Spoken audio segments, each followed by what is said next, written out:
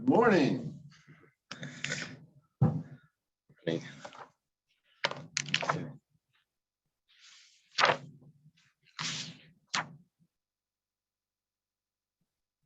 we're holding 49b, correct? 4 lines from the top, Rabbi Namar. So, we thank Hashem.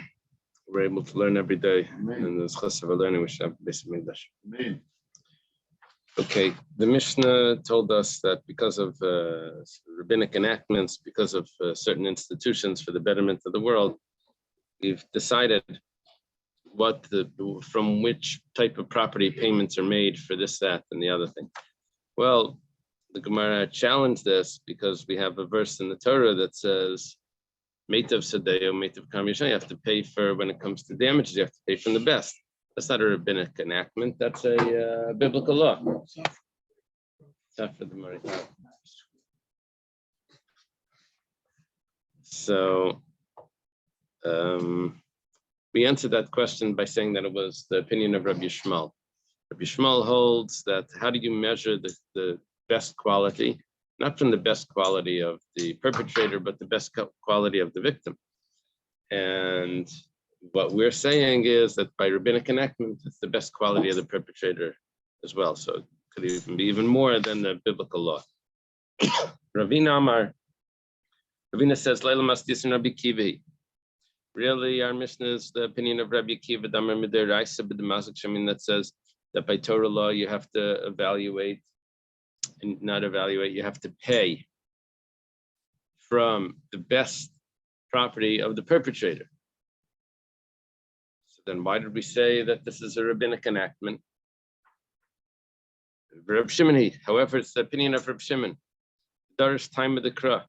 It's not a rabbinic enactment. What the Mishnah was saying was that it's the reason for the biblical law. Usually we don't say this. Usually we say biblical law is a biblical law.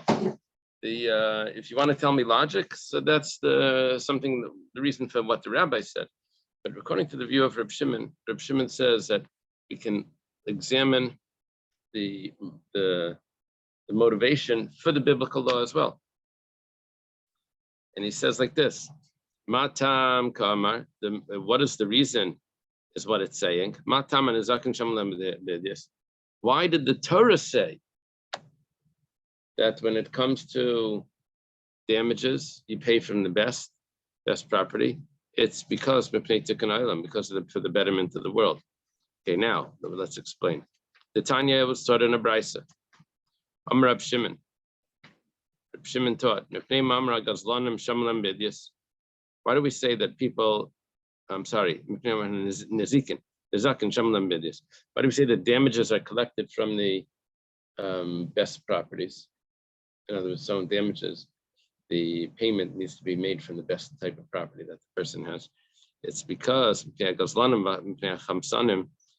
of these thieves and because of these other types of thieves. Chamsanim actually pay for what they're stealing. What does it mean they're stealing? Because the person didn't want to sell it. They grab it and then they force the sale on it. So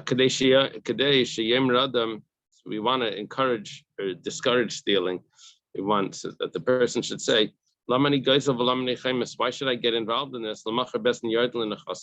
Bezin's going to come down. They're going to take the best of my property. They're going to say, well, it says in the Torah that any types of damages, including if it's stolen goods, you don't take back the property. You take back the best property that the person has. It says this is really risky, so he's going to stop stealing. Can't really damages. A lot of times are done by accident, but this is done on purpose. But all damages get paid from the best property. So that would be the reason why the Torah even enacted this. It was the Torah's enactment. Okay. Why we're continuing with the logic of the Mishnah? Why do we say that a creditor collects from the intermediate type of fields? A person should not tell his friend like this.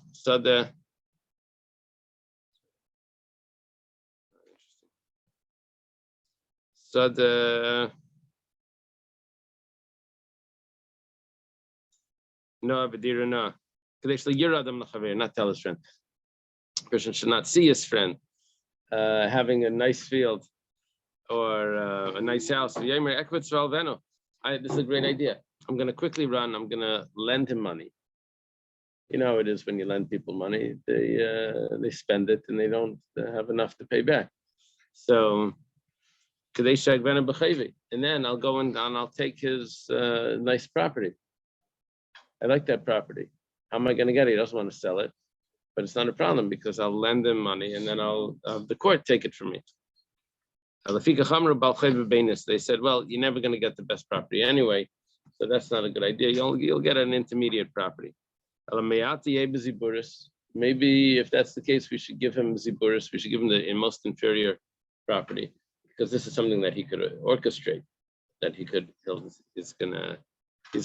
gonna end up doing this to be able to get that and this. So maybe we should just start him off with the lowest. It says If you're gonna do that, then people are gonna stop lending. Every time they're gonna lend, they're gonna end up getting back the cheapest stuff. And people are gonna not gonna want to lend money. So we want them to lend money. We don't want them to, but we don't want the lender to think that he's going to get back something that he would never have been able to buy. Okay. So why didn't they enact like another type of principle to do this? It sounds very analogous to they didn't want people not to lend before. Right. Exactly. Why didn't they make some? They did. This is similar to what they did for the principle, where the person can still collect. Here also they're making it so that the person will lend. Yeah, it's similar. It's a similar type of law. Okay. Now we're up to Ksubasisha Biziburis on 49b. We're up to Ksubasisha Biziburis. A woman's ksuba is with the most inferior. She collects it from the most inferior property. That is the opinion of Rabbi Yehuda. That's Rabbi Yehuda's view. Rabbi Meir says Bebenis, that she gets the intermediate. Amar Rab Shimon now comes. Rab Shimon is Rab Shimon Bar Yochai, that he is willing to darshan. He's willing to teach that the reasons for the Torah. Yeah, Reb Shimon will actually change the law based on the logic. He says if the logic applies, then good. If not, then the Torah, we've looked into what the reason for the Torah is, and we're ready to change it. Which today, that would not be an orthodox view. I'm sorry?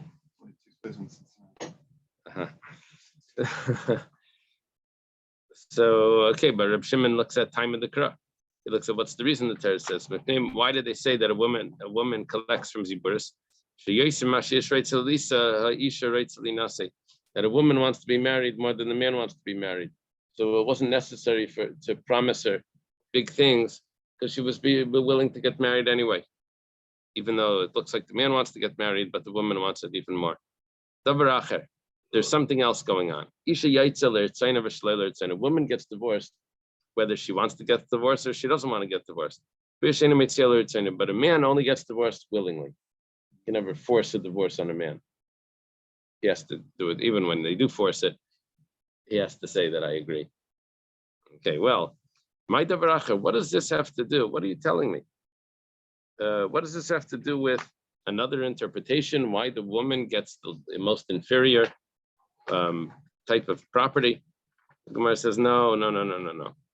It's actually something else, davaracha, and something else. Now, what is this something else? It actually has nothing to do with what we were talking about. It has to do with the whole general concept of why is there a ksuba only for, ksuba means the payment.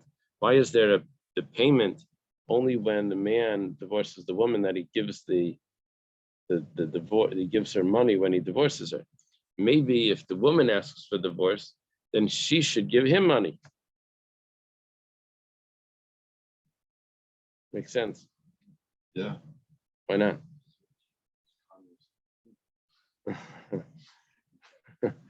She's rich. If she's rich, why doesn't she have to pay? Okay. I think in America, if she was the one that was working and he wasn't working, she would have to pay, right? So, that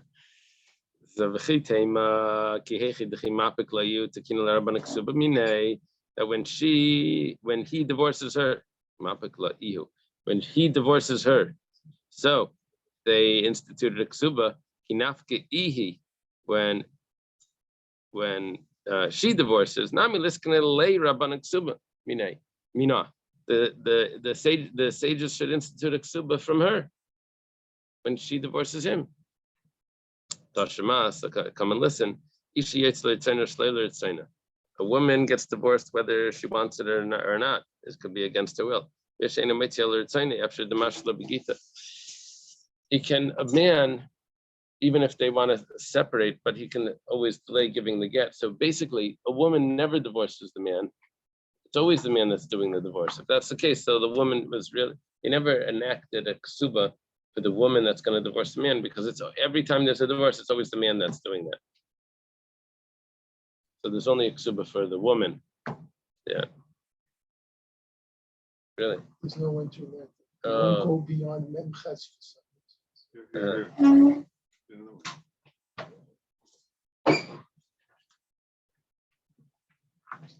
So this discussion was all from the point of view of the mazik, the thief, the lender, the one who wants the divorce. But yesterday we had the discussion from the point of view of the nizak to establish the quality of the field. Was that a minority opinion? Rabbi Yishmael yesterday was of the opinion that the quality of the field was determined on the nizak, on the victim. Was that an opinion of a yaqid? Yeah. Rabbi Akiva's view was that it's the quality of the perpetrator. Yeah.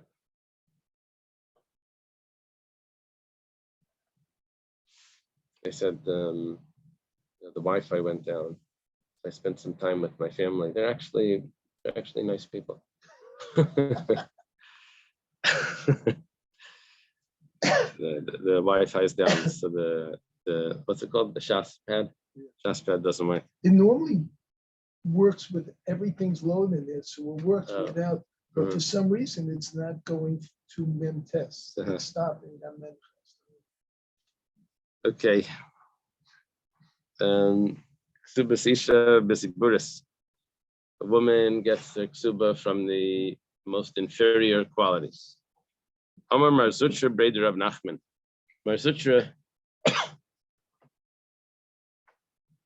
son of Rav Nachman, says the following halacha, the following statement. Leah Maran, he's like qualifying the teaching of the Mishnah. When does this apply? Leah Maran, this was only said Elam Yasmi. See, a woman can get a ksuba for one of two reasons. Either the husband died,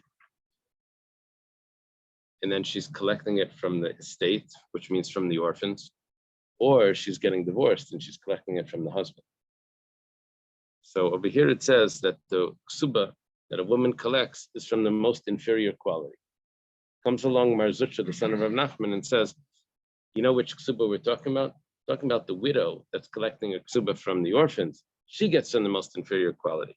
However, avol minei didei, but if she's collecting it because of a divorce, then she gets it bebeinanis, then she gets the intermediate type property. Sounds good.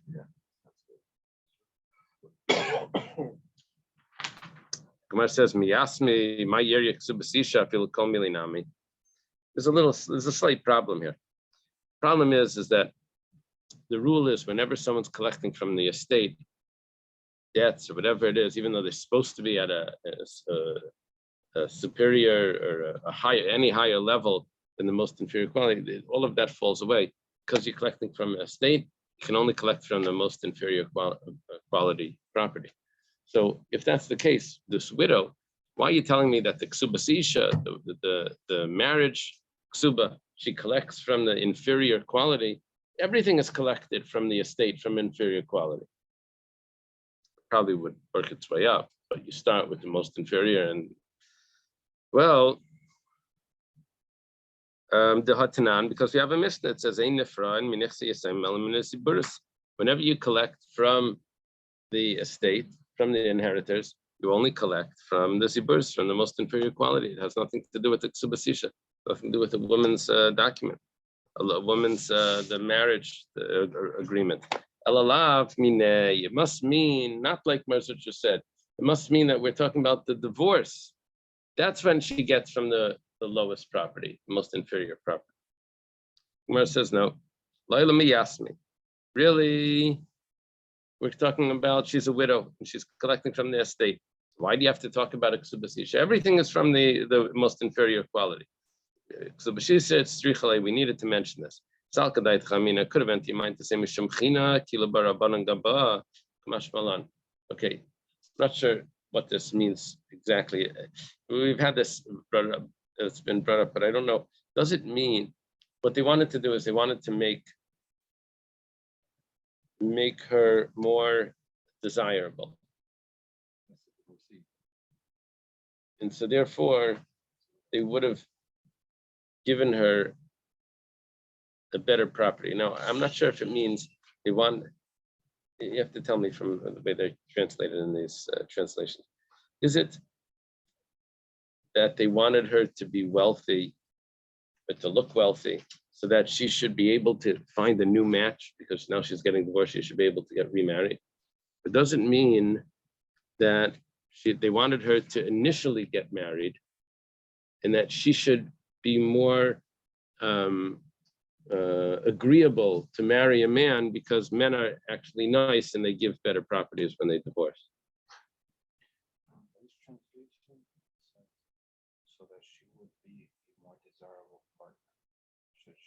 Now, a more desirable partner could mean that she's more desirable to a man. A man would want to marry her. Or a more desirable partner could mean that she's more desirable to get married. She desires more to get married. You get the word, the desirable? Desirable doesn't tell me which the first is that she would be more desirable for a man. She has nice property. Because more than a man desires to be wed, he will desire to be wed. Okay, I'll tell you what's confusing me. Iron sheep. It's confusing me is Rashi says, "Shiu anashim naisin chein be'inei hanashim." That men should find favor in the eyes of women. That means that the woman will be agreeable to marry a man. V'yinasu, and they will v'yinasu lahem, and they will v'yinasu, and the men will marry themselves. It would have said betinasu. Would have said betinasu. So the women are more desirable because they have property, and therefore the men want to marry. The women will be more desirable because they have property. Nashim naisin chein be'inei hanashim. No, the men are going to find favor in the eyes of the women. I'm reading Rashi, Mishum China. Nashim naisin chein be'inei hanashim. The men will find favor, and that means if the men are going to be nice to the women will agree to marry them.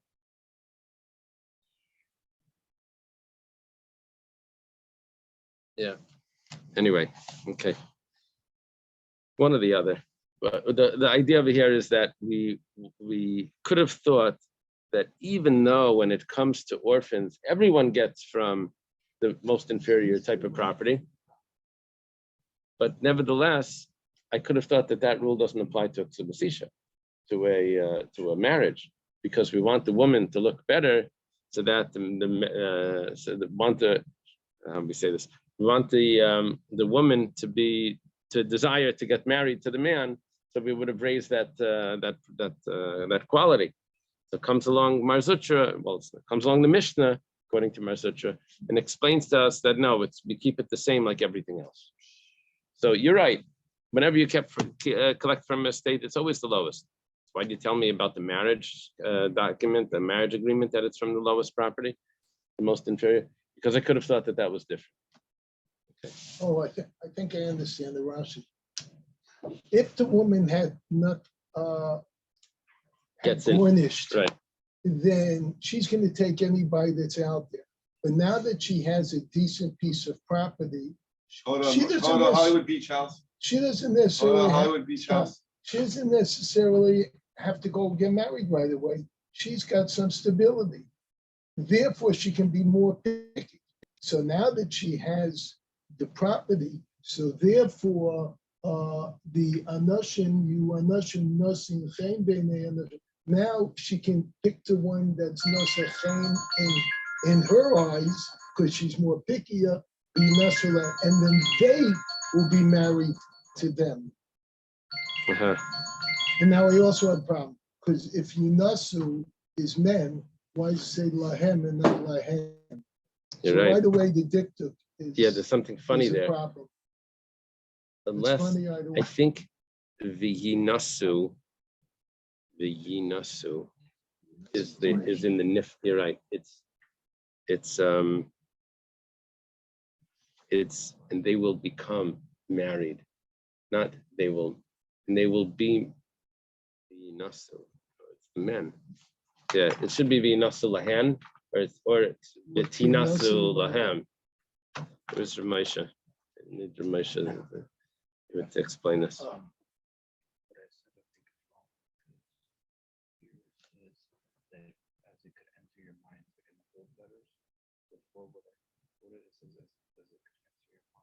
As it could enter your mind to say that the sage is more lenient with her for the sake of desirability, so that she would be a more desirable partner should she want to remarry.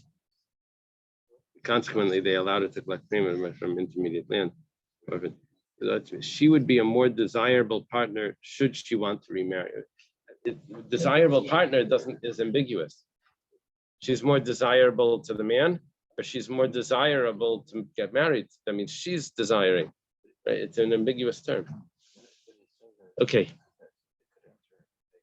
Yeah. Right. Exactly. But I'm just discussing that one term. What is okay? Desirable. Desired. So the first one's That the man desires her. right. That she's a more attractive partner. More attractive. But desire in that she's a more desirable partner could mean that she's more willing. She desires that. You don't think The so? maskana is either don't get Maskana means- divorced or don't have real estate. What does the property have to do about desirability? Oh, you so hail. Okay. Ksubasisha Bisiburis.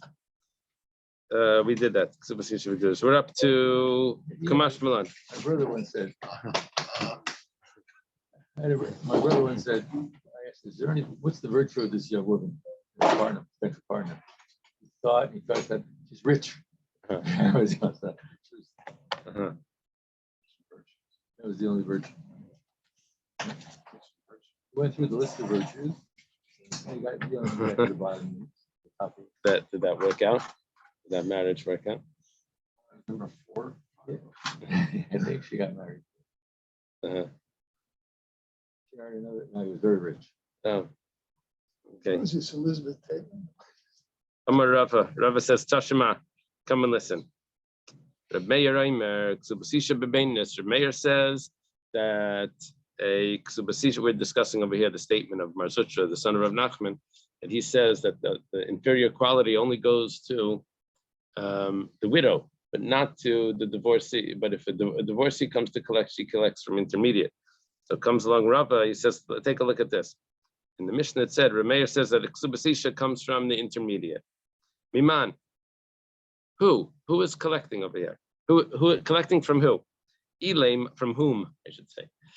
Ilema miyasme Leslie the Rab Meir Hadatani and the Prime Minister Yisrael Melaminisiburis. 1 second. How could it be from intermediate if collecting from the estate?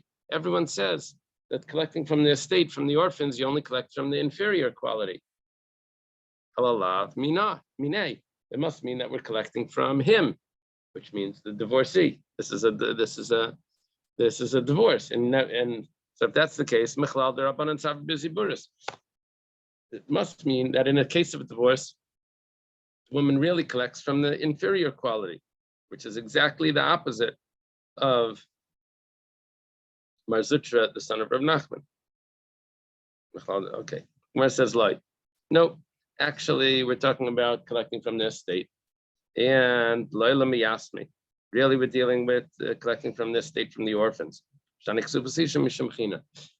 you don't ask me, how could Rav Meir say that you could collect from the Baininus? Everyone says you from the estate, from the orphans, you only collect from the Ziburis, everything. Says, yeah, that's everything else. But Ksubasisha, in order to make her more desirable, we collect from the intermediate. So we're not dealing here at all with the divorce. We're only dealing with a widow that's collecting a ksuba. Back to support to Mar Zutra, the son of Rav Nachman. It's not a support. It's not a question on it. Amar Abaya, Abaya says Tashima. Come and listen. Go to the Mishnah. Nizakin shamalam b'idiyas balchay b'beinis klubasisha b'ziburis. Nizakin comes from the damages, comes from the best property. Creditors collect from the intermediate, and the marriage collects from the most inferior. Miman, who are you collecting from? Ilem miyasmi. If we're saying that you collect from, with all of these cases, we'd be talking about where a person damaged and he dies, and now the victim is coming to collect from the inheritors, from the estate. So the Gemara says, 1 second. My area, Ksubasisha, why are you telling me that only the Ksuba collects from the woman collects from the most inferior property? Afilu kol haninami. If we're dealing with the person that the perpetrator died, then everyone should be collecting from the inferior quality. No one should be collecting from the superior quality. Elalav minei. It must be that we're talking about no one died here. We're going to collect directly from the person, from the perpetrator, from the debtor, and from the man that's divorcing his wife. This is a very strong question on Mar Zutra, the son of Rav Nachman. And he comes up with the pshat. He says, well, you know what we're dealing with here in order to resolve this? Dealing with we're talking about, yes, the son died. He's going to collect not from the estate. He's going to collect from the father of the son. The son died while the father was still alive, and the son had caused damages. Now, what would the son have to pay? He would have to pay the best property because Meitav Sadeya, with damages, they collect from the superior quality land. But the father became a guarantor for any of the damages of the son. So now, because by the guarantor, you can collect similar to what you would have collected when the person was alive. So therefore, this is how it's going to work out. Well, how did the father become a guarantor? Well, that's a good question. Yeah, it says guilt, but I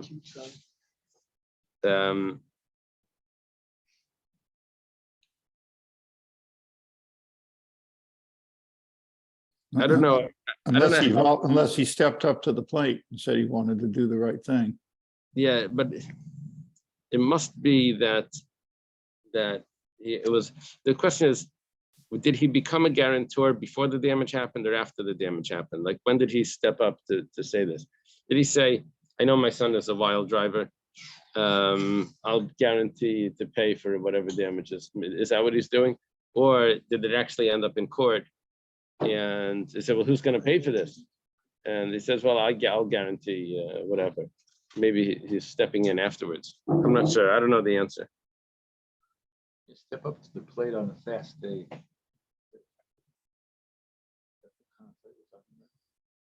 Plate of food?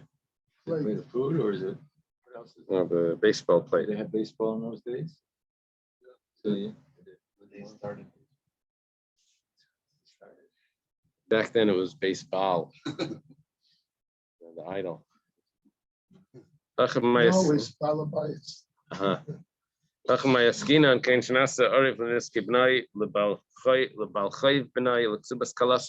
He's also became a guarantor for all of these types of things, either for the damages, for the creditor, which means, for the creditor, and also for his daughter-in-law that's going to want to get the ksuba from her husband, but he died, so she's going to go collect from the father. And each one's going to collect according to their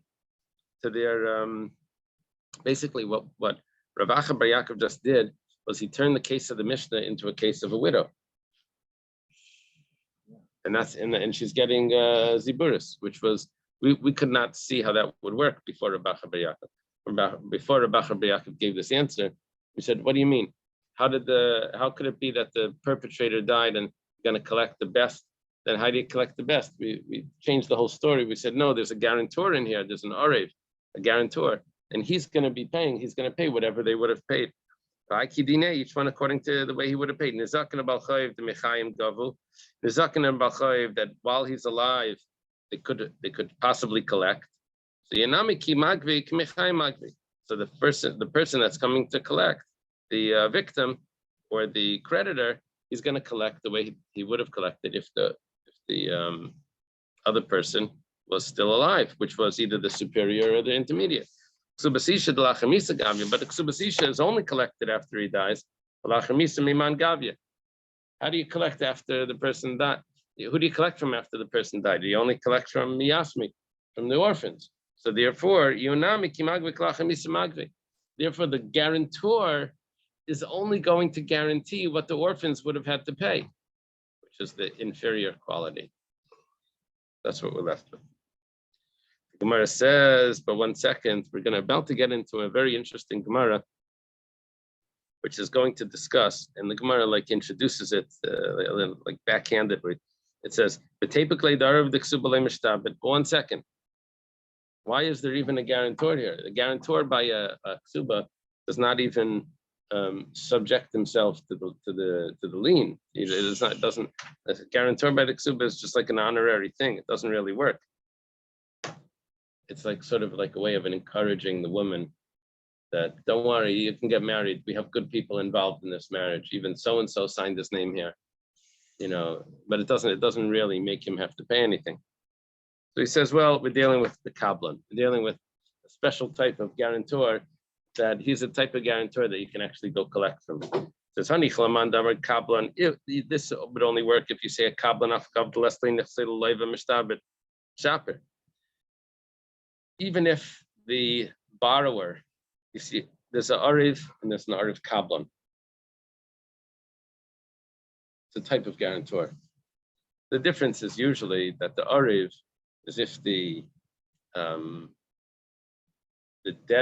debtor doesn't have money, then you can go to the guarantor. An ariv kablan is usually that you actually now have two choices who you want to collect from. Even if the debtor does have money, you could go to either one. That's an ariv kablan. Ariv kablan gives himself over more than the regular ariv. However, when it comes to a ksuba, it says like this. It says, not just a ksuba. It says that there's an opinion that holds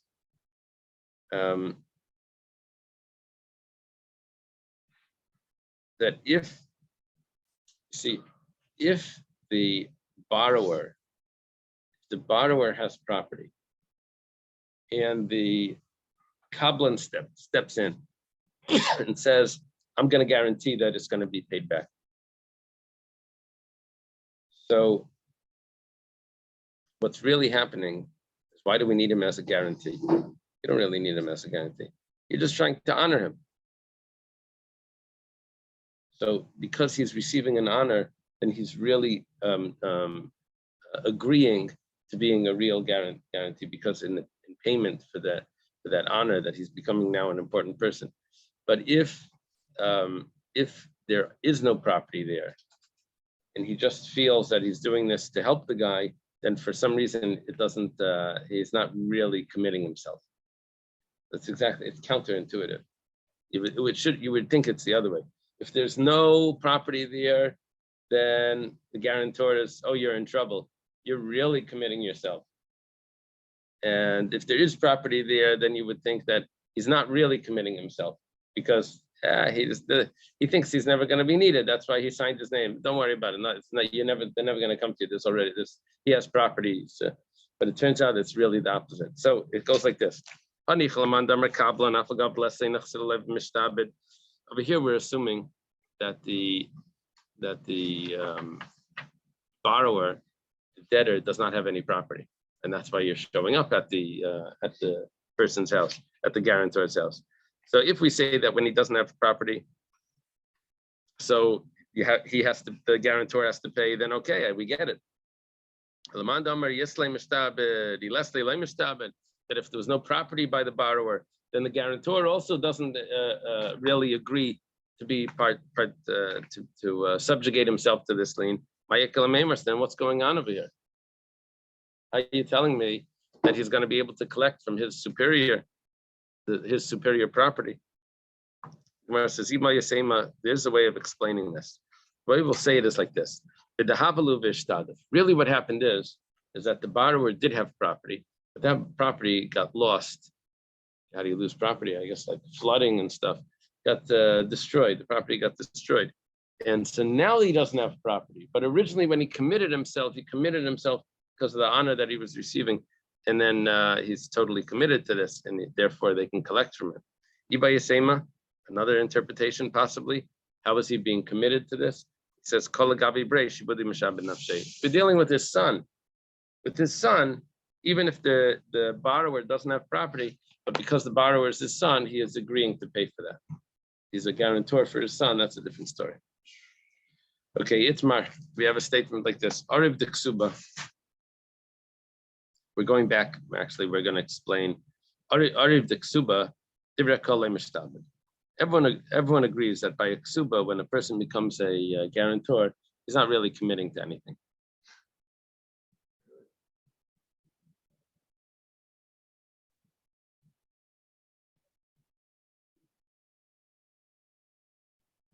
It's more like a reference on a shidduch. They say, oh yeah, this rabbi said he's a good guy.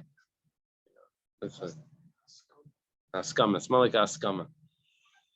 Kablan the Balchayv, when a person becomes that type of guarantor of a Balchayv, but everyone says that he does a guarantor for a debt. Everyone says that he is committing himself. That's going to be a machlekes when you have a simple guarantor on a debt, and you have a strong guarantor, the kablan for the ksuba. That's a machlekes. There's one opinion that says that even if the borrower doesn't have, over here it would mean probably the husband, even if or if the balchayv, or it could be the debtor as well. If he doesn't have property, the guarantor does agree.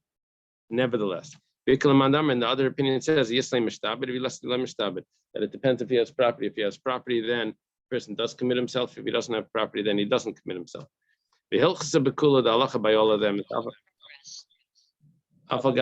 right?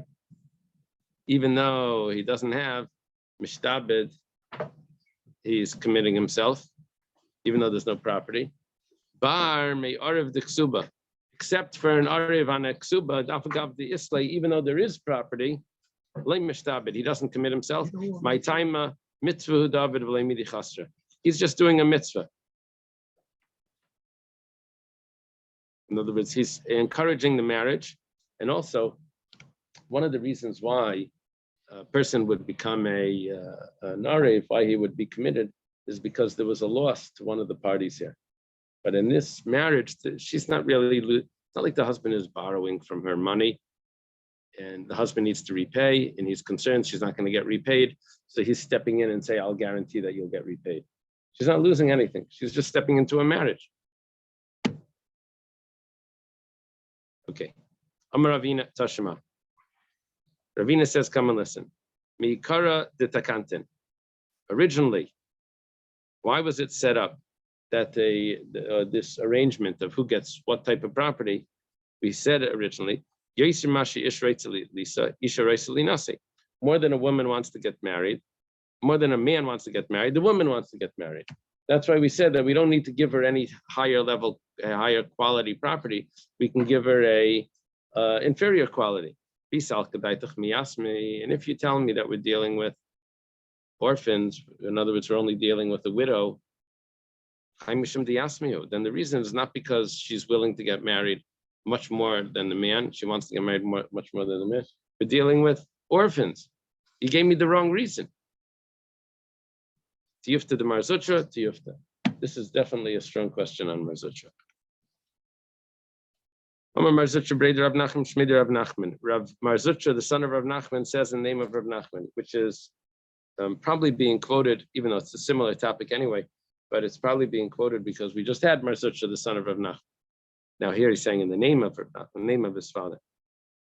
If you have a document that's a promissory note that's being brought to people that the father passed away, and it's being taken out. The father had borrowed money, and this fellow's coming to the estate and saying, "You owe me money." Even though in the document it says that I'm lending you money, but I want to be paid back with the most superior quality that there is. Usually, a promissory note is only paid back with intermediate quality. But in this document, he says, I'm lending you the money, but I have a stipulation. Stipulation is I want to be paid back with the best property. Even if he says that, but ain't a gaiv element as ziburis, because he's coming to the estate, the rule by the estate was that you can only collect from the inferior quality. It's not coming directly to the person passed away. Coming to the estate, for that you collect from ziburis.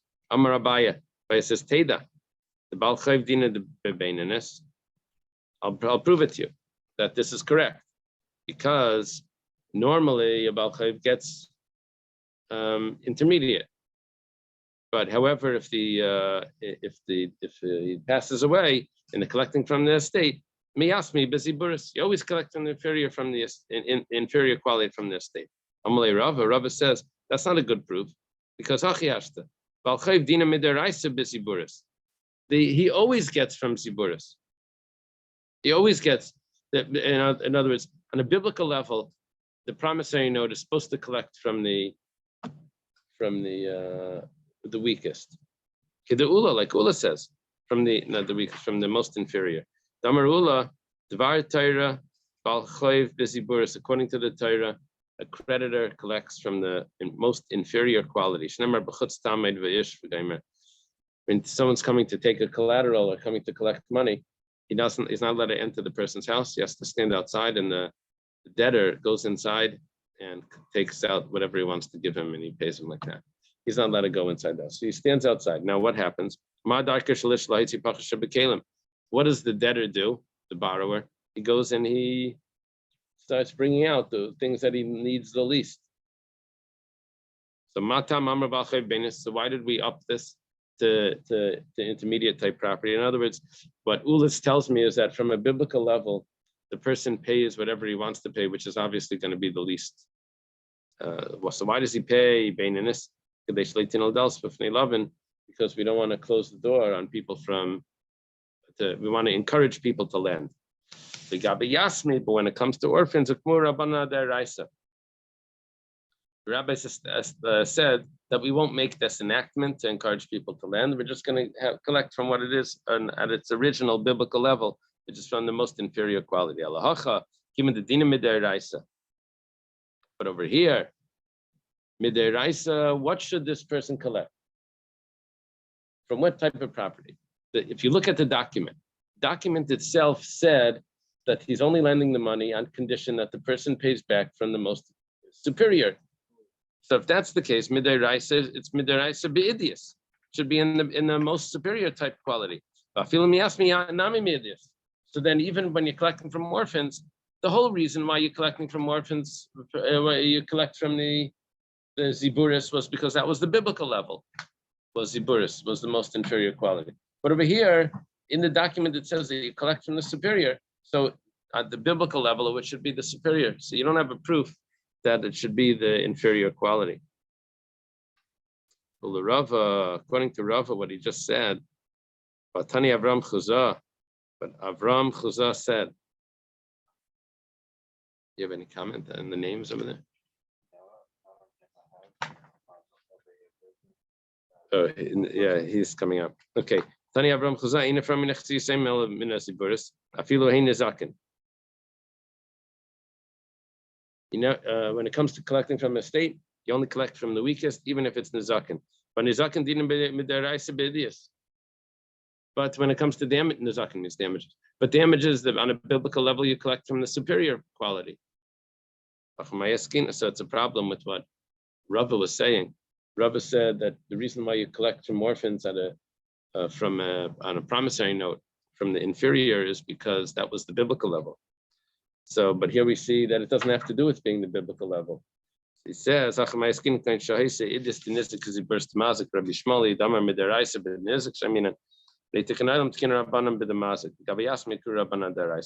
the truth is, we came up with the solution over here. The scenario is where the superior quality of the victim is at the level of the inferior quality of the perpetrator. And so really, when we say over here that you collect from the idios,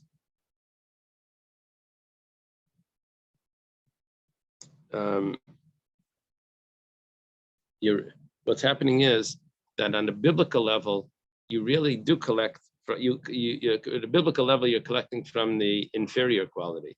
So, which is the perpetrator's inferior quality, that on biblical level, because that's good enough, because it's the superior level of the victim. So what comes when it comes to collecting from orphans, you don't collect from the inferior quality of the victim, you collect from the inferior quality of the perpetrator, which comes out that it's really the superior quality.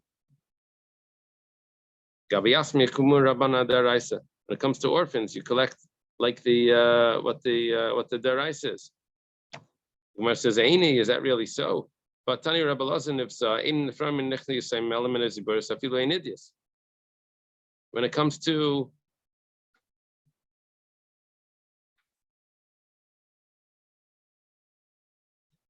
collecting from orphans, you only collect from the inferior quality, even if it's the best quality. The Gemara says, "My afilu hinidis." What do you mean, even if it's the best quality? What it means is, even if it says in the document that there was a stipulation here that you're supposed to collect from the superior quality, nevertheless, you collect from the inferior quality, which would be a problem with, according to Rava. The Gemara says, "Loi, my idios." What does idios mean? Shapoy idios. Now, this is a complicated discussion. This is, maybe it means the best of the best. Is that how it's translated there? If someone damages a inferior quality property, give him an idios. Collect from the best. If he damages the best of the best, give him an abainus. He collects from intermediate.